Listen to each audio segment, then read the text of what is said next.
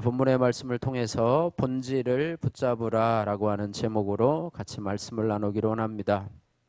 오늘은 2022년도 새해 첫 주일 신년 감사 주일 예배입니다. 이제 2021년도를 뒤로 보내고 우리 이민년 새해 첫 주일을 맞이합니다. 검은 호랑이띠 해라고 그래가지고 우리나라 사람들이 가장 좋아하는 게 호랑이라고 그래요. 그리고 옛날 민화에도 많이 등장하고 호랑이의 기운을 받아서 올해 하루를 살자 그렇게 하는데, 우리는 호랑이의 기운이 아니라 하나님의 은혜를 덧입어서 사시는 저와 여러분들 되시기를 주님의 이름으로 축복합니다.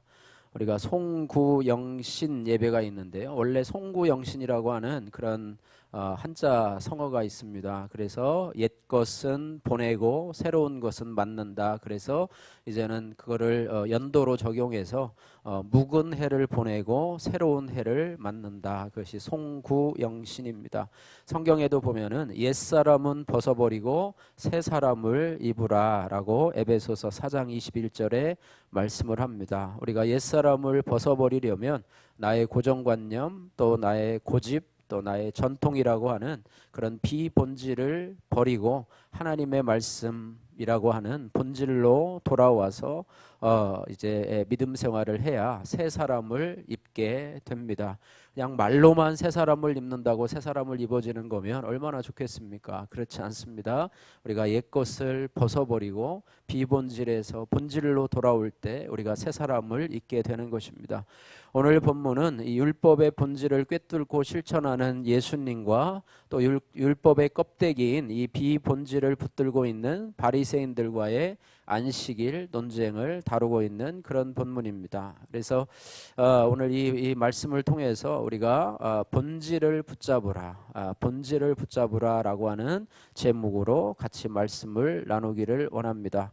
1절에서 11절 말씀을 보면은 예수님의 제자들이요, 안식일에 밀밭 사이로 가다가 이삭을 잘라서 손으로 비벼 먹게 됩니다. 1절 말씀이죠. 그런데 왜 그렇게 했느냐? 간단합니다. 배고팠기 때문에 그렇습니다. 안식일이라고 배가 고프지 않습니까? 배가 고팠기 때문에 들어가서 이삭을 잘라서 손으로 비벼 먹었습니다. 이에 대해서 이것을 보고 있던 이 바리새인들은 그 제자들을 비난하면서 어떻게 보면 이 제자들의 이런 행위가 율법을 어겼다, 안식일의 규례를 어겼다라고 하면서 그들을 비난하기 시작합니다. 이들이 이삭을 자르는 행위는요, 추수를 금지하는 그들의 그 미시나라고 하는 그런 경전을 어겼다고 하는 거예요.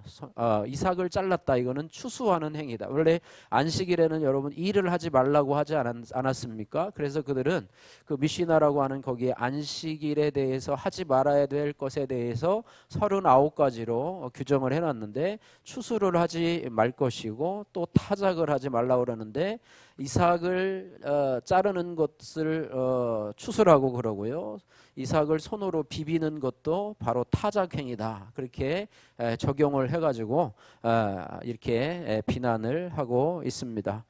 이 미시나는요, 유대인의 이 구전법, 입으로 내려오는 그런 법 혹은 유대인의 전통을 집대성한 책인데요, 이 책은 모세의 율법에 세세한 규정을 붙이고 그 율법을 해석한 것입니다. 그래서 안식일에 하지 말아야 될 것에 대해서 제자들이 이삭을 자르는 것을 추수로, 또 껍질을 까기 위해서 손으로 비빈 것을 탈곡행위라고 이야기를 했는데, 이것이 바로 비본질이라고 하는 것입니다. 여러분, 본질은 무엇이냐면 본질은 하나님의 말씀입니다. 그래서 하나님의 말씀으로 돌아가는 것이 우리의 본질이라고 하는 것이고, 본질만큼 본질이 더 중요하다고 하는 것입니다. 비본질은 여러분 그냥 무시해도 됩니다. 그러나 본질은 반드시 여러분들이 중요하게 생각해야 되는 것인데요, 특별히 이 행위에 대해서요, 신명기 23장 24절 25절 말씀에는 뭐라고 되어 있느냐면,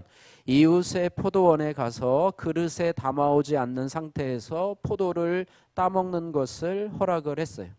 예, 그릇 갖고 가서 막 담아오고 이런 거는 금지하고 있지만 그냥 가서 따먹어야 뭐 얼마나 따먹겠습니까? 그죠?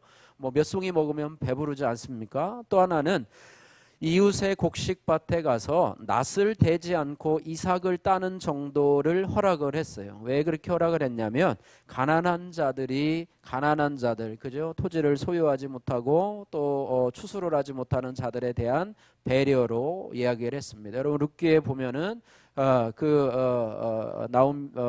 룻이 그 베들레헴에 와서 남의 집에 추수하는 곳, 그죠? 추수하는 곳에 가서 이삭을 줍지 않습니까? 이삭을 줍는 행위인데요. 특별히 낫을 갖고 가서 비워 가지고 온다고 하는 것은 그것은 범법 행위지만은 그냥 가서 이삭을 주워 오는 정도는 가난한 자들을 위한 배려로 그렇게 율법에서도 모세의 율법에서도 그렇게 허락하고 있는 내용입니다.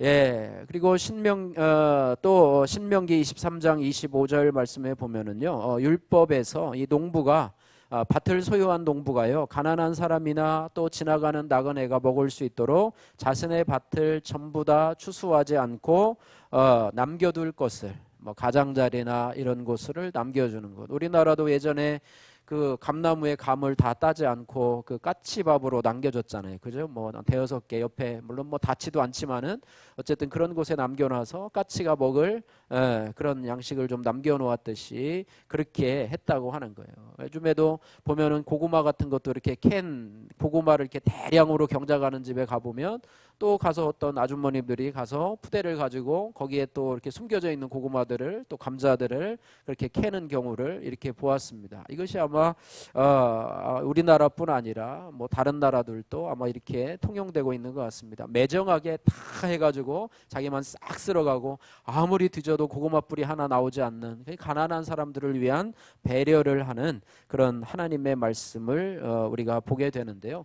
이런 하나님의 말씀보다는 자기들의 전통을 간직한 이 미시나를 이렇게 하나님 말씀처럼 여기는 이 바리새인들이요, 이 안식일에 밀밭에 가서 이삭을 자르고 또 그것을 먹는 부벼가지고 그것을 까서 먹는 제자들을 비난한 그런 모습이 바로 오늘 1절에서 11절 말씀인데요. 특별히 우리는 본질인 하나님의 말씀을 붙잡는 것, 이것이 우리 신앙생활에서 가장 중요하고 또 여러분이 새롭게 될 수 있는 그런 올해 한 해를 새롭게 살아갈 수 있는 비결이라고 하는 것입니다. 그래야지만이 비본질에 묶여서 살지 않는다. 우리가 은연중에요, 비본질에 매여서 살아갈 때가 많이 있습니다. 원래 이렇게 살았으니까, 조상들도 이렇게 했으니까, 또 세상 사람들이 이렇게 하니까 나도 그렇게 해야 돼라고 하면서 비본질을 추구하는 이 바리새인들과 같은 우리의 모습들이 있게 된다고 하는 것입니다.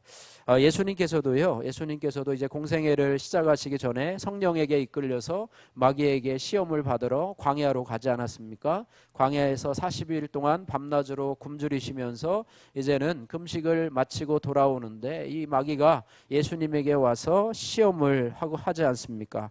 만일 하나님의 아들이거든 이 돌덩이로 뭘 만들라고요? 떡덩이를 만들라, 이렇게 유혹을 하고요. 내가 만약 성전 꼭대기에서 뛰어내리라 그러면 천사가 내 발을 들려서 다치지 않게 하겠다. 두 번째 시험을 하고요. 세 번째는 높은 산으로 올라가서 천하만국의 영광을 보여주면서 네가 만약에 나에게 엎드려 절하면 천하를 다 너에게 주겠다. 이렇게 이 마귀가 예수님을 유혹하는 모습을 보는데요. 그때마다 예수님께서는 하나님의 말씀을 붙잡고 하나님의 말씀으로 이 마귀를 대적한 것을 보게 됩니다. 사단은요, 늘 비본질적인 것에 특별히 말씀과 유사한 그런 어떤 거짓말을 가지고 사람에게 다가오고 또 예수님에게 다가오지만, 예수님은 구약 성경에 있는 하나님의 말씀을 가지고 결국에는 어떻게 합니까? 사단아 나를 떠나라, 그리고 주 너의 하나님만 경배하라 라고 하면서 할 때 마귀가 이제는 떠나가고 천사들이 수종들더라, 이렇게 기록을 하고 있습니다. 1만 명의 고아를 돌보았고요. 5만 번의 기도응답을 받았던 이 기도의 용사인 이 조지 뮬러 같은 경우는 그냥 기도만 하면 응답을 받는 그런 사람이 아니고요. 어떤 일이 있을 때마다 하나님께 그 말씀이 어떠한가를 이렇게 보고 있었다고 그래요. 그가 고아원을 세우려고 계획을 해서 이제 땅을 사야 되는데요. 하지만 돈이 들어오지 않았어요. 땅을 사야 되는데 그 가격은 너무 비싸고 돈이 들어오지 않아서 그는 하나님의 말씀을 이제 읽기 시작했습니다. 하나님의 말씀을 읽고 하나님이 나에게 어떻게 이 땅을 사는 부분에 대해서 말씀하실까 읽다가 합당한 말씀을 찾았는데요. 그것이 바로 마태복음 6장 33절 말씀이라고 그래요. 예, 우리도 잘 알죠. 그런즉 너희는 먼저 그의 나라와 그의 의를 구하라. 그리하면 이 모든 것을 더하리라. 이렇게 말씀하고 있었대요. 그래서 이제 그 땅을 사는 것을 이제 포기하고 이제 하나님의 뜻대로 또 하나님의 선한 때에 달라고 계속 기도하고 있었는데 가격이 자기가 생각했던 것보다 너무나 많았다고 그래. 그래서 나는 그가 주인이 다시 찾아왔을 때 살 수 없다라고 이야기를 하고 또 기도하고 있었는데 또 주인이 찾아와서 이제는 땅에 3개월이 지나고 난 다음에 왔었는데요. 이제는 3개월이 지나고 나니까 그 땅이 있던 곳이 앞에 도로가 생기게 되고 고아원을 세우기에 최적의 장소가 되었다고 하는 거예요. 그래서 또 주인이 와가지고 땅 가격을 이제는 3분의 1로 낮춰 주겠다고 이야기를 해서 했는데 특별히 그 주인으로부터 그 말을 들은 날 그 주인이 제시한 가격에 정확하게 1원도 안 틀리고 한 그 수표 한 장이 왔었는데요. 그 수표를 보니까 자기 땅을 사기 전에 기도하고 말씀을 찾을 전에 3개월 전에 발행된 그 수표였다고 하는 것입니다. 그러니까 하나님은 우리가 볼 수 없는 곳이지만은 하나님께서는 미리 응답을 하시고 미리 얘기를 하시고 또 그 말씀을 통해서 3개월 동안 기다리도록 우리 조지 물러를 연단시키셨다는 것을 보게 됩니다. 그래서 우리는 언제나 우리의 방식으로요, 우리의 자신의 생각이라고 하는 것으로 우리는 그냥 무조건 하나님 달라고 때를 쓰는 아이처럼 하나님 달라고 주시옵소서 하고 무조건 기도만 해요. 그런데 우리가 어떤 일을 할 때 하나님의 뜻이 어떠한가, 여러분 문제가 생겼으면요 그냥 문제 해결해 달라고 기도하는 것은 여러분 생각이에요. 그것은 비본질적인 내용입니다. 누구도 할 수 있어요. 세상 사람도 할 수 있어요. 어려운 일이라면 어려운 일 빨리 해결돼야 되잖아요. 자기가 아는 신에게 막 기도하잖아요. 자기도 이렇게 하잖아요. 그런데 그것이 아니라 우리가 본질인 말씀을 붙잡고 기도할 수 있도록. 문제가 생기면 여러분 말씀을 주의해서 잘 들으십시오. 여러분이 그 문제 가운데 있을 때 하나님이 어떠한 합당한 말씀을 주시는가, 여러분이 개인적으로 말씀을 읽고 또 이제 큐티를 하고 또 여러분이 주일 말씀을 통해서든지 어쨌든 그 말씀을 여러분이 은혜로 받아서 그 말씀을 붙잡고 그 고난을 통과하는 것이 바로 본질적인 문제 해결의 길이라고 하는 거예요. 예수님도 겟세마네 동산에서 아버지여 내 원대로 마옵시고 누구의 원대로? 아버지의 원대로 되기를 원합니다. 고난이요 여러분의 방식대로 해결되면 고난이 해결돼도 그거는 해결된 게 아니에요. 주님의 방식대로 말씀 붙잡고 그 고난이 깨져야지만이 그것이 온전하게 유익이 되는 고난이 될 수 있다라고 하는 것입니다. 그래서 우리가요 특별히 이 기도뿐만 아니라요 고난의 시기에도 우리가 말씀을 붙잡아야 된다고 하는 거예요. 또한 죄의 유혹이 있을 때도 우리가 말씀을 붙잡아야 돼요. 시편 119편 9절에 청년이 무엇으로 그 행실을 깨끗게 하리까 주의 말씀을 따라 삼갈 것이니라, 이렇게 말했어요. 그래서 우리가 늘 상황을 바라보지 말고 문제를 바라보지 말고 말씀으로 돌아가는, 그 제자들이 오늘 안식일이라고 하는 날에 일하지 말아야 되는 그런 전통 가운데 있는 그 사회 문화 가운데서 그들이 그 안식일임도 잊어버리고 허기를 채우기 위해서 밭에 들어가서 이삭을 잘라서 먹는 행위를 보게 되면 이 바리새인들은 자신의 그 색안경을 끼고 그들을 정죄할 수밖에 없지만, 그러나 하나님의 말씀으로 돌아와 보면 하나님께서 그것을 허락하신 것을 보게 된다고 하는 것입니다. 그래서 올해 한 해 여러분들이 말씀이 본질임을 기억하면서 여러분들이 믿음으로 올해 한 해도 여러분 문제가 생기면 여러분이 하나님의 말씀 안에 집중하셔서 그 말씀 붙잡고 여러분 기도하시면서 여러분의 고난을 또 문제를 해결하시기를 주님의 이름으로 축복합니다. 두 번째로 6절에서 11절 말씀에요. 이 안식일의 주인 대신 5절에 예수님이 스스로 자신을 안식일의 주인이라고 소개를 하면서요. 이제는 예수님은 오른손 마른 사람의 그런 병을 고쳐 주시는 장면이 오늘 6절에서 11절 말씀입니다. 이것도 역시 안식일에 일어난 거예요. 안식일에 예수님이 어떻게 하나 보자라고 하면서 책을 잡기 위해서 거기서 어떻게 하나 보자 하고서 그렇게 지켜보고 있었는데 예수님은 아주 당당하게 그 오른손 마른 사람을 세워놓고 이렇게 당당하게 이야기를 합니다. 9절 말씀 우리 같이 한번 읽겠습니다. 9절 말씀, 예수께서 그들에게 이르시되 내가 너희에게 묻노니 안식일에 선을 행하는 것과 악을 행하는 것, 생명을 구하는 것과 죽이는 것 어느 것이 옳으냐 하시며, 그렇게 하면서 무리를 둘러보시고 10절에 그 사람에게 이르되 내 손을 내밀라 하시니 그가 그리하매 그 손이 회복된지라. 11절 말씀 같이 있습니다.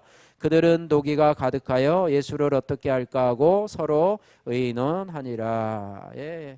오른손 마른 사람이 평생토록 그것 때문에 마비가 되어서 일을 하지 못하고 고통을 당하는데 예수님으로부터 치유를 받습니다. 안식일이라고 하는 그 날이라고 하는 규정을 예수님이 만약에 준수를 했다고 하면 손 마른 사람이 예수님 앞에 왔는데도 아마 치료를 해주지 않았을 거예요. 왜요? 바리새인들의 눈치를 받고 또 바리새인들이 비난할 것에 대해서 눈치를 받기 때문에 하지 못했을 거라고 하는 것입니다. 그러나 예수님은 오히려 더 당당하게 그를 세워놓고 무엇이 옳으냐, 사람을 살리는 것이 옳으냐, 죽이는 것이 옳으냐, 선을 행하는 것이 옳으냐, 또 악을 행하는 것이 옳으냐라고 당당하게 하면서 오른손 마른 사람을 치료해 주는 모습을 보게 됩니다. 예수님을 안식일에요, 사람의 생명을 구하는 일은요, 안식일을 지켜야 하는 요구보다도 우선합니다. 그들의 전통인 미시나는요, 안식일에는 선을 행해서도 안 되고 생명을 살려서도 안 된다고 그들이 정해놓고 있어요. 그래서 그들의 미시나는요, 하나님을 고리타분한 하나님, 정말로 앞뒤가 꽉 막힌 하나님, 그 다음에 엄격한 재판장의 이미지로 하나님을 그렇게 각인시켜 놓고 있다라고 하는 거예요. 마치 사람은 객이고 안식일이 주인인 듯한 그런 느낌을 보게 된다고 하는 것입니다. 요즘에 방역 패스에 대한 그런 논의도 많죠. 정말로 사람이 중요하냐, 방역 패스가 중요하냐, 식당에 가려고 방역 패스를 하고 우리가 백신을 맞아야 되느냐, 정말로 우리 사람의 몸이 중요하냐, 이런 논의를 하는 것처럼 그 당시에도 안식일이 중요하냐, 사람이 중요하냐, 이렇게 하면서 그들 간에 논쟁이 벌어졌었고, 거기에 일반 국민들은요, 일반 백성들은 그것 때문에 혼란에 있었고, 또 그것 때문에 자유롭지 못하고 늘 어떤 뭐랄까요, 이게 꼭 정죄 속에서 살아가는 부자연스러운 그런 모습으로 살아가고 있다라고 하는 것입니다. 마치 비본질이요 본질을 압박하는 그런 형태를 가지고 있는 것이죠. 그러나 안식일은요, 사람을 위해서 있는 날입니다. 하나님이요, 사람을 위해서 안식일을 만들었지 안식일을 위해서 사람을 만들지 않았다고 하는 것입니다. 그래서 이 본질이 뭐냐, 본질은 뭐냐면 사람의 생명이라고 하는 거예요. 여러분, 아무리 안식일이 중요하고 규칙이 있고 그래도요, 사람을 살리는 일, 그죠?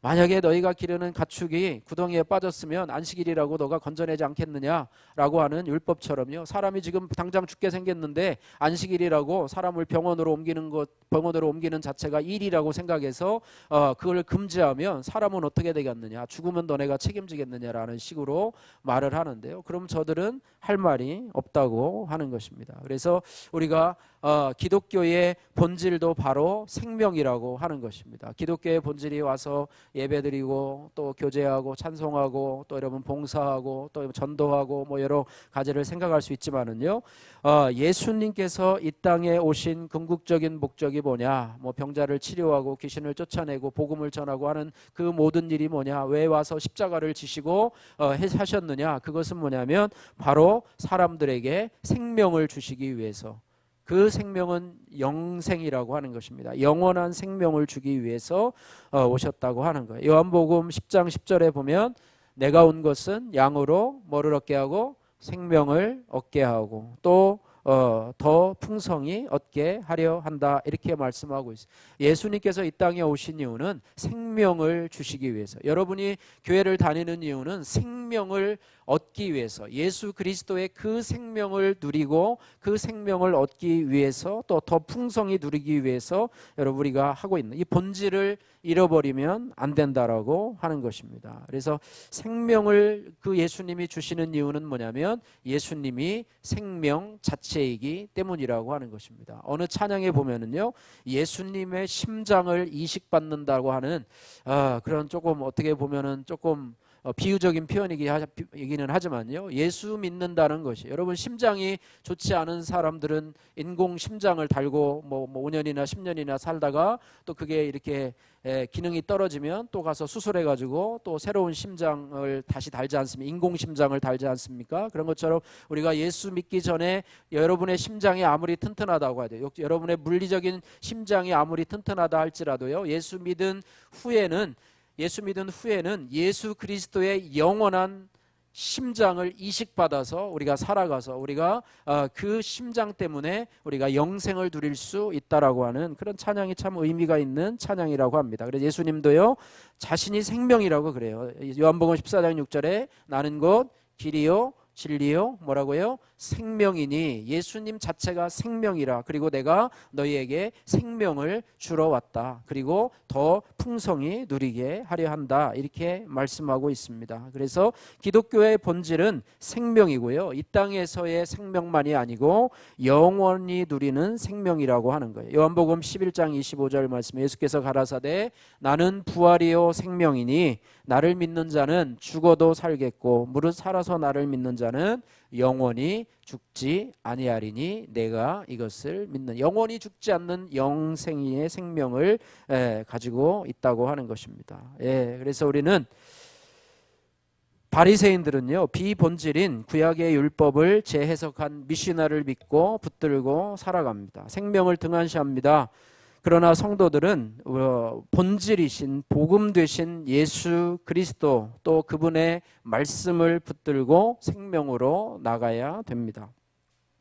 비본질에 매여서 사람을 죽이는 자, 또 자신도 죽는 자가 아니라, 자신도 구원 못 받고 다른 사람도 구원에 이르지 못하도록 하는 그런 사람이 아니라, 본질 되신 믿음의 주요 온전케 하시는 이인 예수를 바라보고 붙잡고 우리가 자신의 생명도 살릴 뿐 아니라 남의 생명도 살릴 수 있는 자로 나가야 된다고 하는 것입니다. 한번 따라해 보세요. 본질은 사람의 생명입니다. 예수 그리스도의 생명을 이식받아서 우리가 생명의 사람으로, 살아있는 사람으로 살아가는 것, 이것이 본질이라고 하는 것을 우리가 기억을 해야 됩니다.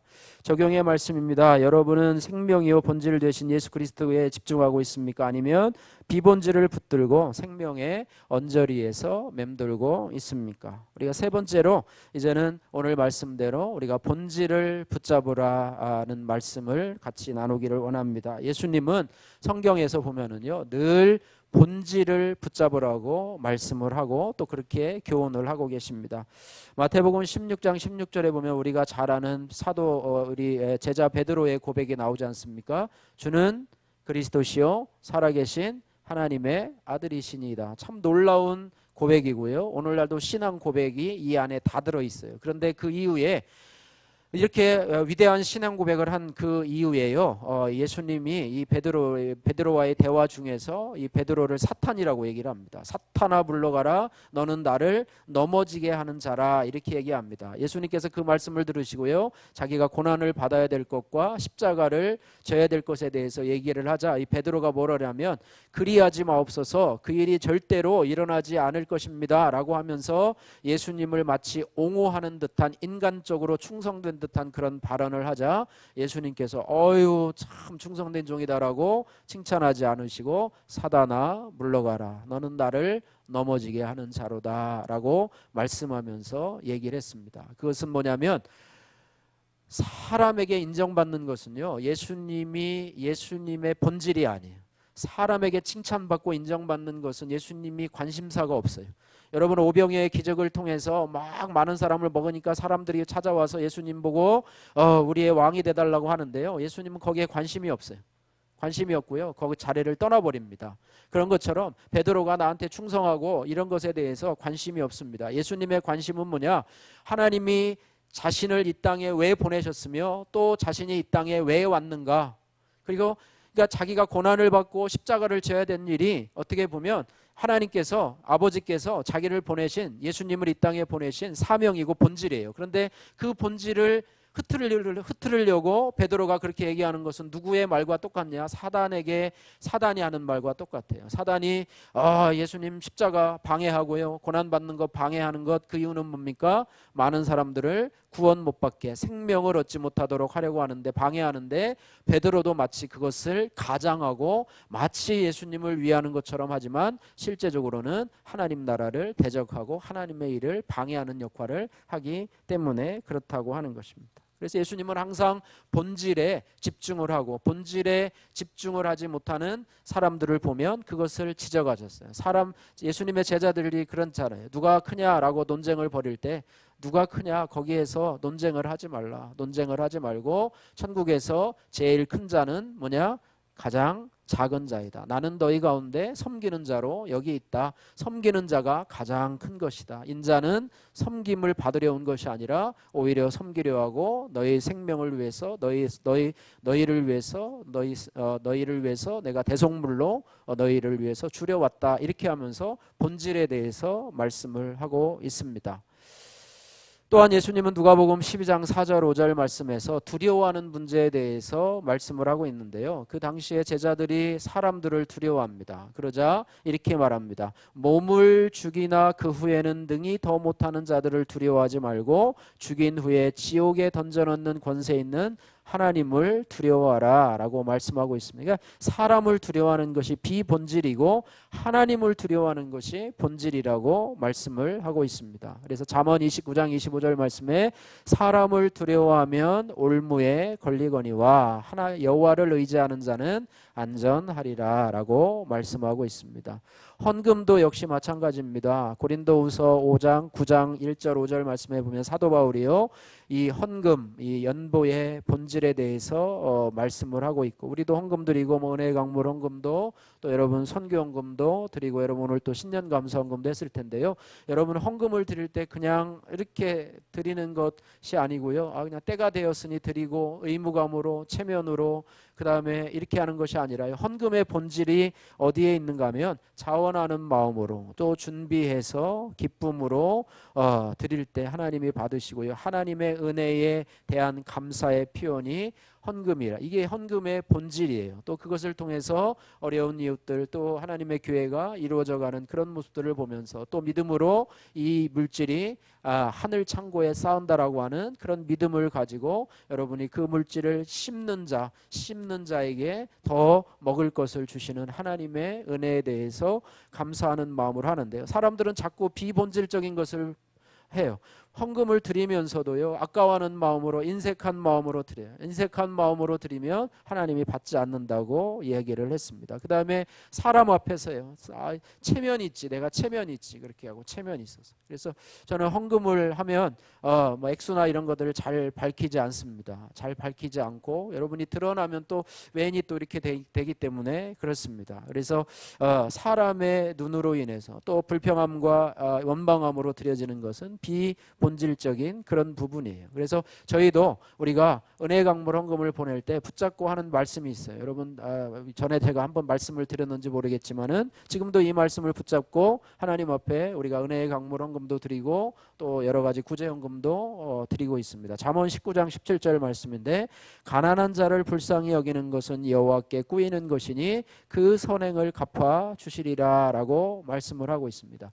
우리 주위에 가난한 자들이 많이 있어요. 가난한 자를 불쌍히 여기는 것, 지난번에 한번 선교사님이 러시아에 있는 선교사님 그 기사가 한번 나와서 저희가 그때 헌금을 한번 하고 또 뒤에 또 헌금이 또 은혜의 강물 헌금이 들어와서 또 두 번을 헌금을 했더니 이분이 어디를 이렇게 조사를 해가지고 뭐 저희 할 때는 그냥 예산 수정계로 나가니까 누군지도 모르죠. 전화가 한번 왔어요. 그래서 했었는데 했다고 그러면서 기사를 냈는데 아무도 도와주지 않았대요. 근데 우리 교회에서만 도와줬고 또 한 번 도와줘서 뭐 그 금액이 크지는 않지만은요. 러시아 교회의 선교사님인데 거기에 화재가 나고 그것이 무너져서 그것을 회복하는 모습으로 이제 기사가 나서 이제 계좌번호를 알려주고 했는데 뭐 그런 데 있더라고요. 그래서 뭐 기사를 낸다고요. 사람들이 막 벌떼같이 뛰어들어서요. 뭐 이렇게 헌금을 하는 게 아니에요. 잘 안 해요. 사람들은 거의 헌금을 안 해요. 그래서 가난한 자를 불쌍히 여기는 것. 목회자 가정인데 또 코로나로 인해서 그 목사님이 돌아가시고 또 사모님과 자녀들이 있고 뭐 이런 기사들이 나고요. 또 교회가 전에처럼 화재로 인해서 전소되고 또 어려움 가운데 있는 교회들 많이 헌금을 안 해요. 그런 가운데서 오늘 이 말씀은 가난한 자를 불쌍히 여기는 것은 여호와께 꾸이는 것이 우리가 드리는 헌금을 하나님이 꾸어 가시는 거예요. 하나님이 뭐 가난해서 꾸어 가는 게 아니라 우리의 이것을 꾸어 가시고 그가 그 선행을 갚아 주시리라. 그리고 그것을 우리에게 떼먹는 게 아니라 갚아주시는데 더 많이 갚아주시겠죠. 하나님은 더 많이 갚아주시는 하나님. 이 말씀을 가지고 우리가 하는 것입니다. 그래서 신앙의 본질을 붙잡아야 된다라고 하는 것입니다. 마지막으로 한 가지만 하고 오늘 말씀을 마치겠습니다. 신앙에 있어서도요 본질을 붙잡아야 됩니다. 마태복음 7장 21절 23절에 보면 예수님께서는 주여 주여 하는 자마다 다 천국에 들어갈 것이 아니요 아버지의 뜻대로 행하는 자라야 들어가리라 이렇게 말씀하고 있습니다. 참 두렵고 떨리는 말씀인데요. 그러자 거기에 있는 사람들이 뭐라고 그래요? 주님 저는요 뭐 선지자 노릇도 하고요 귀신도 쫓아내고 뭐 착한 일도 많이 했는데 그러니까 예수님이 뭐라고 그래요? 불법을 행하는 자들아 떠나가라 내가 너희를 알지 못하노라 라고 말씀하고 있습니다. 여기에 예수님은요 신앙의 본질에 대해서 이야기하고 있습니다. 나의 말하는 대로 내가 말하는 대로 행하는 자 내가 하는 대로 행하는 자는 그것을 말하는 것을 듣고 행하는 자는 본질 신앙의 본질을 잘 지키는 자이고 나의 뜻과는 상관없이 자기가 하고 싶은 대로 선지자 노릇도 하고 귀신도 쫓아내고 착한 일도 하고 하는 것은 불법을 행하는 자들이고 내가 알지 못한다라고 생각합니다. 그러니까 신앙에 있어서 여러분이 본질을 붙잡아야 되는데요. 본질이 뭐냐면 자 마태복음 7장 24절에 이렇게 얘기합니다. 누구든지 나의 이 말을 듣고 행하는 자는 그 집을 반석 위에 지은 지혜로운 사람 같으리니 라고 말씀하고 있습니다. 그래서 하나님의 말씀을 듣고 행하는 자 그죠? 하나님의 말씀을 듣고 행하는 자가 바로 신앙의 하나님이 원하시는 신앙의 본질을 잘 붙들고 나가는 사람이라고 하는 것입니다. 우리의 신앙은요. 또 여러분이 생각하는 신앙은요. 여러분이 화려하고요. 막 전 세계에 뭐 교회를 뭐 몇 개를 개척을 하고 내가 뭐 선교지를 뭐 어떻게 하고 막 사람들에게 막 얼마를 하고 막 얼마를 막 어떤 화려한 결과를 가지고 그걸 가지고 하나님 앞에 가지고 내가 이렇게 큰 일을 했습니다라고 하면서 하나님 나 잘했지요라고 할 때 만약에 하나님이 똑같은 모습으로 불법을 행하는 자들아 나에게서 떠나가라 나는 너를 알지 못한다 라고 할 가능성이 있다고 하는 거예요. 그러니까 비본질을 본질이라고 생각하고 열심히 신앙생활했는데 하나님 앞에 가보니까 나는 모른다. 그러니까 중요한 것이 뭐냐? 본질이 뭐냐? 하나님의 말씀이 본질인데 그 말씀을 듣고 행하는 자가 가장 신앙생활을 잘하는 사람이라고 하는 게 겉으로 화려하지 않고요. 남에게 이름이 나지 않아도요. 겉으로 드러나 보이지 않는다 해도요. 묵묵히 말씀의 뿌리에 더뎌도 말씀의 뿌리에 기초를 내려서 그것으로 우리의 신앙이 되게 할 때요. 이런 사람은 기초가 튼튼하기 때문에요. 인생에 비가 내리고 창수가 나고 바람이 불어도 끄떡이지 않는 반석 위에 세운 집과 같다. 그리고 그 작은 것 하나라도요. 냉수 한 그릇 그 작은 소자 하나에게 그리스도의 이름으로 냉수 한 그릇 소자에게 대접한 것도 하나님이 그 상을 잃지 않겠다고 말씀하는데요. 예수 그리스도의 이름으로 행한 일 나의 인정이나 나의 칭찬이 아니라 예수 그리스도의 말씀을 의지해서 행한 그 일은 하나님이 다 여러분들을 기억하시고 축복하신다고 하는 것을 우리가 기억해야 한다고 하는 것입니다. 그런데 우리는 왜 자꾸 본질을 붙잡지 못하는가? 우리는 사람은 외모를 보거니와 우리는 자꾸 껍데기를 붙잡고 형식을 붙잡을 때가 많아요. 그래서 여러분들이 본질을 붙잡으려면요, 한 번 더 생각해야 돼요. 여러분이 왜 큐티라는가? 오늘 대충 떼고 가야지. 그게 아니라 한 번 더 생각하면 큐티의 본질이 뭡니까? 말씀으로 내 죄를 바라보고 내 신앙이 성장하는 것이죠. 여러분 예배에 오늘 주일 예배니까 빨리 드리고 가서 오늘 뭐 해야 돼? 예배를 왜 드립니까? 여러분 한 번 더 생각해 보십시오. 예배 하나님 앞에 영광 돌리고 예배를 통해서 하나님께 은혜를 받는 것이. 여러분 헌금 그냥 집어 던지는 게 아니고요. 헌금은 왜 드립니까? 하나님의 은혜에 감사해서 드리는 것이고, 그죠? 이런 부분을 여러분 한 번 더 생각해. 공부는 왜 합니까? 부모님이 하라고 그래서 초등학교 지나게 되니까. 그게 아니라 공부는 왜 합니까? 나 자신을 위해서 하는 거 아니에요. 여러분 자신을 위해서 하는 거 아니에요. 그죠? 시험은 왜 봅니까? 점수 나오려고 성적 나오려고 하는 게 아니라 여러분의 했던 공부를 다시 한번 점검해보고 다시 한번 실력을 다지는 곳에서. 그러니까 여러 가지들을 보면은요, 우리가 한번 생각하지 않으면 우리는 그저 비본질에 잡혀서 껍데기만 붙잡고 살아갈 수밖에 없는데, 여러분이 한 번 더 생각해, 한 번 더 생각해. 여러분이 감사 제목, 여러분 이제 올해 감사 제목을 여러분들 감사하는 우리 성도가 되기를 원하는데요. 여러분 감사할 때도요, 저도 요즘에 5가지씩 우리 또 2분의 외부의 집사님, 남자 집사님들하고 지금 매일 나누고 있어요. 그 2분들이 열심히 나누니까 단톡방을 만들어가지고 저를 초대를 해가지고요, 제가 많이 바빠요. 그런데 어쨌든 2분이 열심히 해요. 열심히 하는데 감사 제목을 이렇게 저는 밤에 하면 피곤해가지고 그 다음 날 이렇게 하는데요, 하려고 그러면 잘 생각이 안 나요. 뭘 했나. 근데 어쨌든 막 꾸역꾸역 끄집어내요. 지금은 꾸역꾸역 끄집어내는 수준인데 어쨌든 그렇게 하다 한 2달 정도 됐어요. 그렇게 해서 감사 제목을 여러분한테도 이렇게 하긴 했었는데, 다른 분들 한 것도 보니까 좀 은혜가 되고 도전이 돼요. 그래서 여러분들도, 우리 실행위원들도 단톡방에 좀 제시 좀 해주세요. 여러분 세밀한 거 아니어도요, 그냥 감사한 거.